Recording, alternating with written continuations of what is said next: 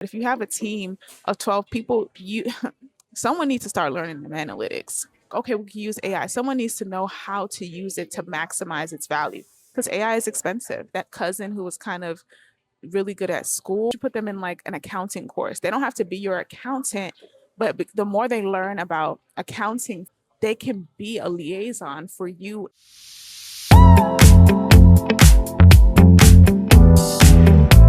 Bear with me because I'm literally holding up this tripod with one hand and holding the mic with the other because my tripod just broke. I need to have the microphone close because it's loud. But I saw this article on Music Business Worldwide that prompted me to have this conversation. It's an article about Vibrate, which is a data analytics company. And basically, they're opening up their analytics to Claude and Chat GPT and stuff. So people can go to like Gemini, for example, ask Gemini a question about their artist and their artist data, and then it will give them that information. It will give them marketing strategies potentially. I felt like this tool, albeit very useful, was something that Black artists and their teams and Black professionals and creatives may not fully benefit from because of the way that we in this industry approach analytics and approach a lot of things that are super granular, super technical. And generally, it seems like we approach those things as like Black creatives, Black professionals in music with, at an arm's length. It's like we got the culture, we have the soul, we have the instinct and the intuition, and we're gonna leave the analytics and all of that to the people who know how to do it, or we're going to leave some of those boring logistics to the people who are hired to do it, which tends to be the labels, which tends to be distribution companies, which tends to be companies where people are literally building wealth and ownership based on these things that we deem boring or things that don't necessarily move the needle. And it is like my biggest frustration with the industry, which is why I even decided to like be a part of the music industry in the first place, was because I felt like some of the logistics and the analytical skills were not prioritized. Now let me just say that of course there are incredibly logistical and analytical and critical strategists that are Black within the music industry who have been pushing Black music forward for the longest, you know. But I think at a I want to say at a molecular level, it's not something that people are prioritizing and teams prioritize. Like most teams won't have a strategist or a data strategist or an analyst. You'll have marketing teams and strategists who are focused on general image or rollouts, but this very bird's eye view about how an artist's career should really go, sometimes that's the thing that's lacking in the music industry for Black artists. And it is, like I said, my biggest frustration. So let me say this story. When I decided that I was interested in music and I wanted to be a part of the music business and I wanted to bring like, be a strategist in some ways, I decided that after I graduated from college. I did not have any pipeline or, straight direct access to the music industry the way that someone would have if they knew that that's what they wanted to do while they were there. And so I took myself to LinkedIn. And when I went to LinkedIn, I was looking for people who were in the music industry who I could possibly have a connection with. So I was looking at alum who I feel like would give me a chance to talk to. And one of the people that I spoke to was this man. He was like a white man. And he took the time to sit with me and give me an introduction, tell me more about the company that he was working with, which was like a pretty big distribution company and owned some pretty like reputable catalogs and things. He was like, yeah, the VP of Business and Legal Affairs at that company at the time. Anyway, he sat with me and I appreciated it. But as I was talking to him, he was telling me, you need to be reading about the music business every day. He gave me different articles and resources that I could use, including Music Business Worldwide. And so I took notes. I left that conversation. I went to Music Business Worldwide. I started reading some of the articles, and immediately I thought, this is not for me. This is not the type of music business that I think I need to be focused on.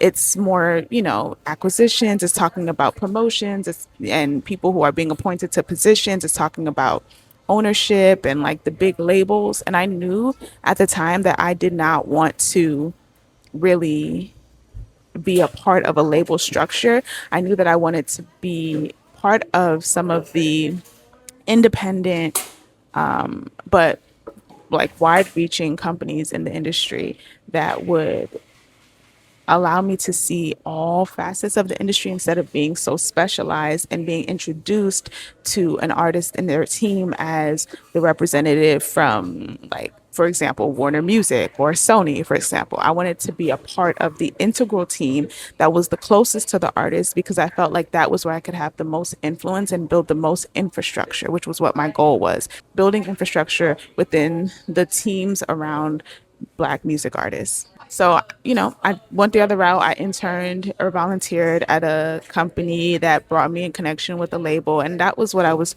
starting to do and trying to do. And living in that world that directly surrounds an artist and even a very successful artist. And after a few years doing that, I remember looking up and realizing that I had a lot of questions. I had a lot of questions about how the business still worked. Like I understood how the artists worked and how the artists did business, but I didn't understand still some of the ways that artists could build capital.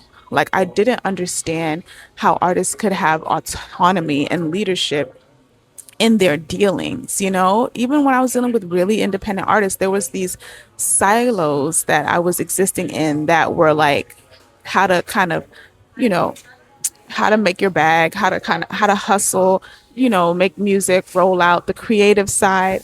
But I felt like there were these parts of conversations that I wasn't a part of, that I felt like not necessarily that we were excluded from, but that maybe we weren't even interested in.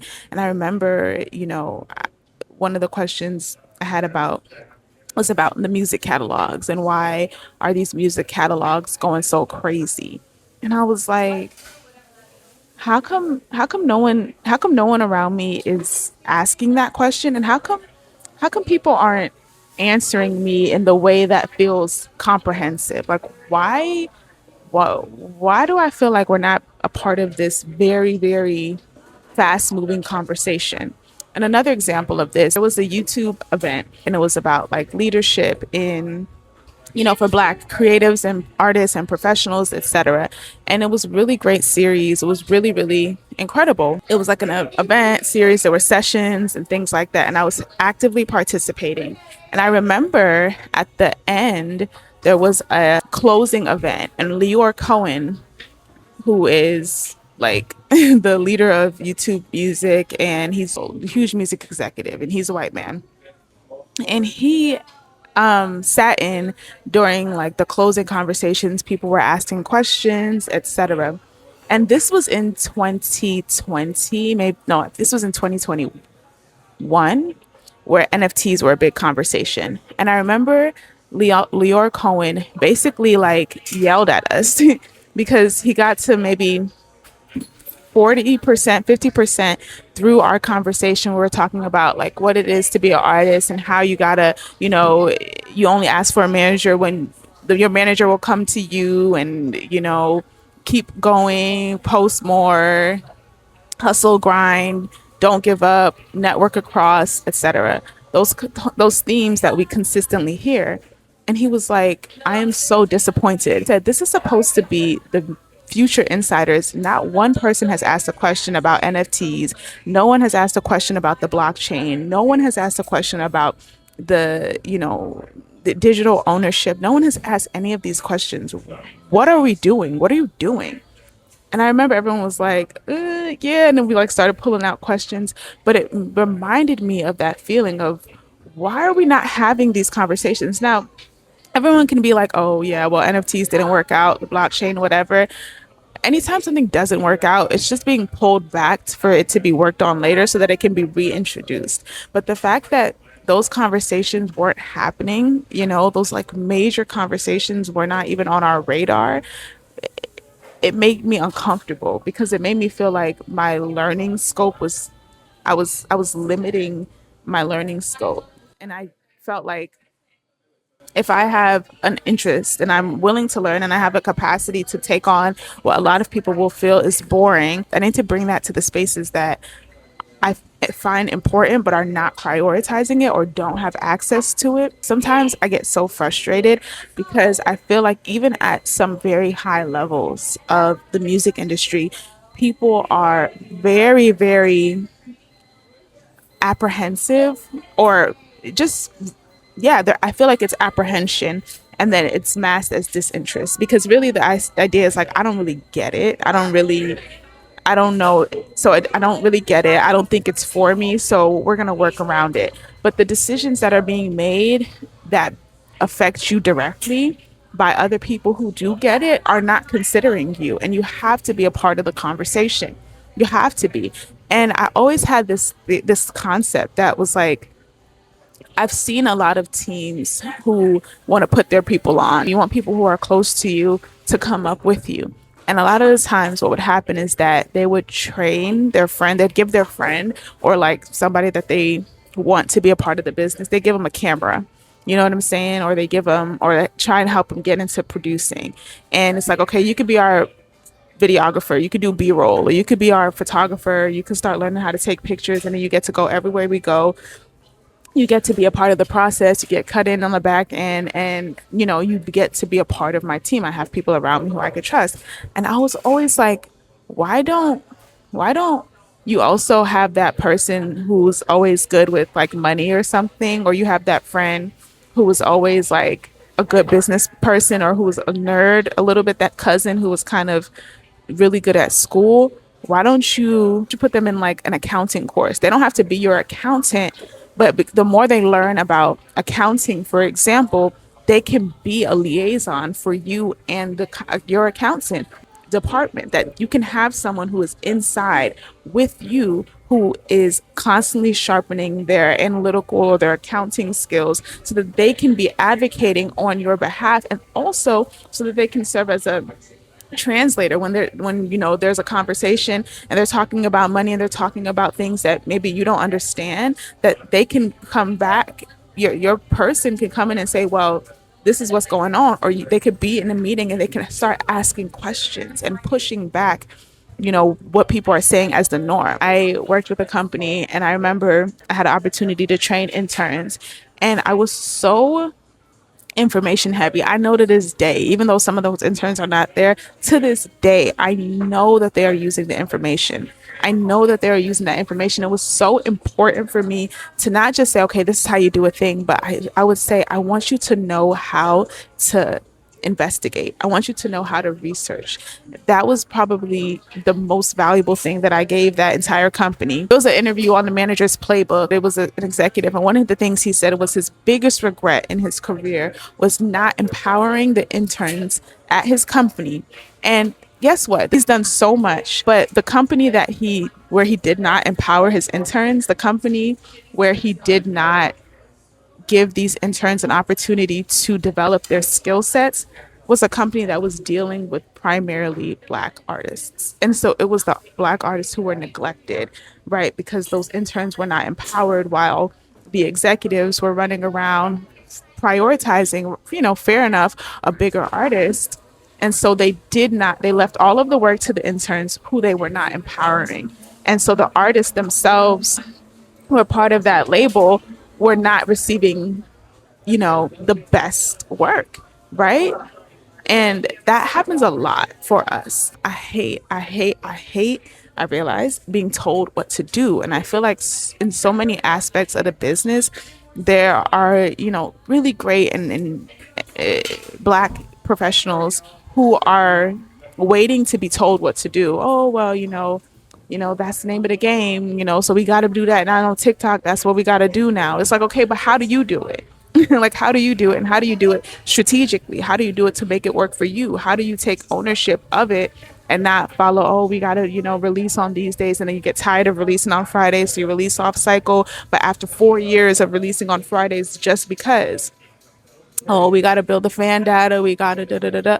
But where's your decision making? Where's your autonomy? That only sometimes shows up in the marketing, in the visual, in the creative, in the music, but not in some of the boring stuff. And it's like we need the boring stuff.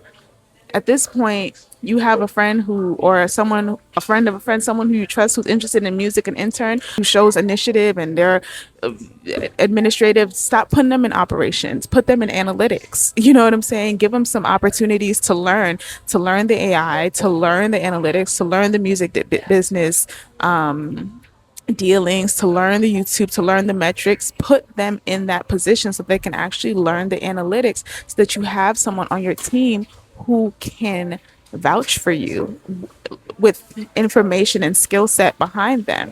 And so the reason why this Vibrate article that I saw in Music Business Worldwide came to me was because basically Vibrate is a data analytics company, and this company is prioritizing right now allowing access from Gemini, Claude, ChatGPT, Grok for users to now go directly to chat and ask how can we get more people to listen to the new track. And then it will pull data from Vibrate and answer directly to them.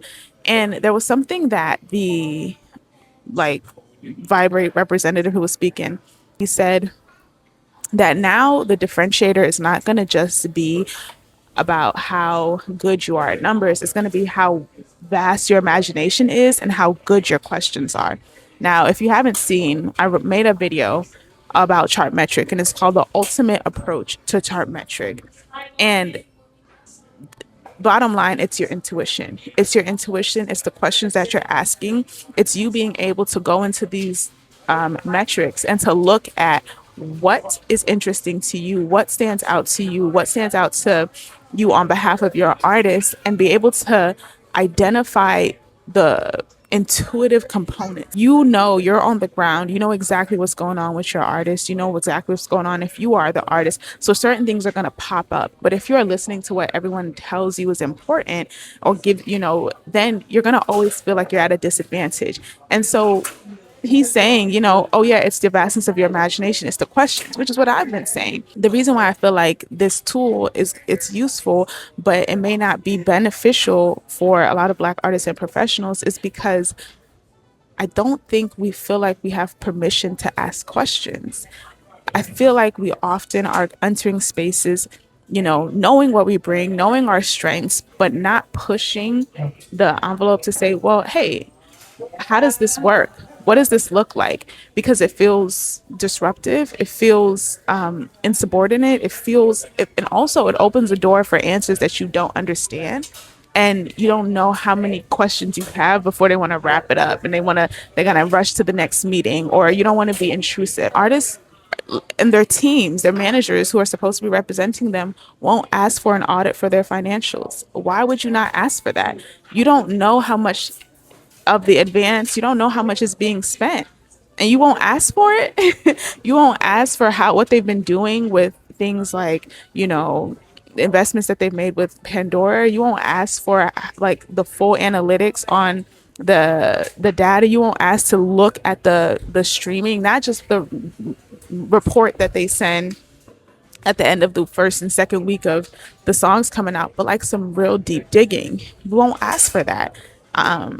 And I think that there's some more initiative that has to be taken when it comes to that, because decisions are being made, whether you're part of the conversation or not. But the more you get to be a part of the conversation, the more you get to determine how those decisions are made. I have been on the side of data analytics where it's pushing towards integrating AI and using AI agents to, analyze the data. And I thought it was all good and cool. It was useful. It was helpful. But what I would find is that after doing all of that to get the agent to, put all of this together, what was lacking was the curiosity. So now you're just looking at another dashboard. You're just looking at another sheet of information. You ask the chat a question, it gives you an answer, but you don't really know what question you really want to ask, right? Because you're asking it within the parameters of, okay, how can we get monthly listeners to increase in this?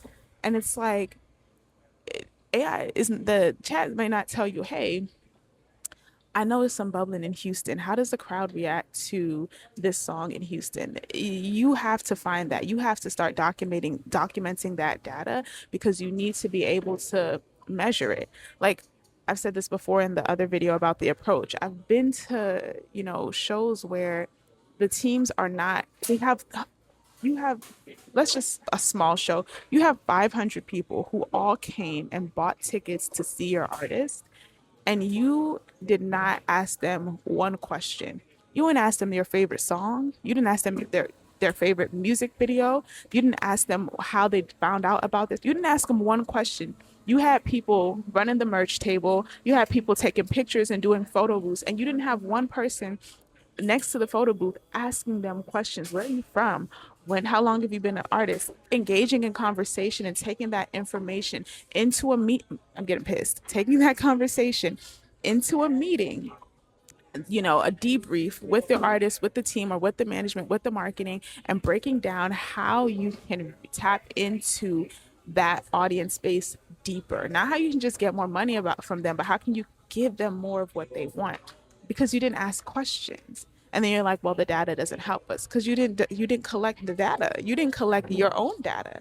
And so even though this tool, like I said, might be helpful, if you're not imaginative, if you're not asking questions, if you don't feel like you have permission to ask questions, if you feel like questions are dumb or they make you look dumb, then you're not going to benefit from these things. And it's going to be another 5 years before you're saying, man, they try to change the game, or they're always moving the goalposts. They're always moving the goalposts. You have to run fast. Like, I don't understand. You can't just stand on the sideline and say they're moving the goalposts, right?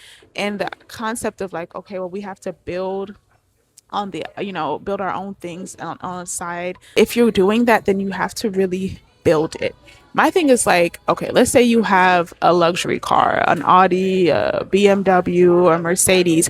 You know that the more advanced and expensive your car is, the more technical your repairman has to be. But then there's this other person who's good with their hands. Even though you want to support the person who's good with their hands because they're trying to learn and they're doing their things, you're going to have to go to the technician because they have basically a monopoly on the information. And so for me, my issue has always been the monopoly on information. And sometimes my frustration, as you can tell, comes not from the fact that the information is not accessible, it's just not being sought. It's not being pursued. I understand if every single person doesn't want to pursue the information, but if you have a team of 12 people, someone needs to start learning the analytics. Even if it's like, okay, we can use AI, someone needs to know how to use it to maximize its value because AI is expensive. It's not free. You know what I'm saying? What they're doing, the MCP that Vibrate is using to, it's not free. Like even Chartmetric has a similar system. It is the most expensive out of all of the tiers that Chartmetric provides. The most expensive tier is the one that uses API, the one that you want to have your API, your agent go in and scour through Chartmetric so that you can create an agent that you can ask questions to. Chart it costs, you know what I'm saying? And so it's a valuable and worthy investment to have someone on your team who can maximize the value. You might have to pay for some of that stuff anyway, but then to have someone on your team who's going to be able to ask the right questions, who's perceptive, who's paying attention at this point, you need that more than you need all four B-roll. Like, come on. You know what I'm saying? Like, actually get into the business of it. Anyway, this is Sincerely Latifa, and I just had to write this like letter because I've been getting frustrated.